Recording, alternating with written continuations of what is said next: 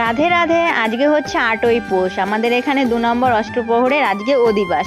কাল থেকে না, আমার বললাম না কাল না আজকে আমার ওই যে বমি বমি ভাব ছিল, এর জন্য শরীর খারাপ। আমি ভেবেছিলাম যাব না, তো এখানে আমি মানে কাকিমা, বোন, ঠাম্মা এরা যাবে, তো এদেরকে আমি শাড়ি যেহেতু পরাতে পারি না, শাড়ি পরাতে বলে কুচি আমি ঠিক মানে ঠিকঠাক করে দেবো, কিন্তু কুচি ডান পাশে না বা পাশে হবে, এটাই আমার গন্ডগোল হয়ে যায় কেন জানি না।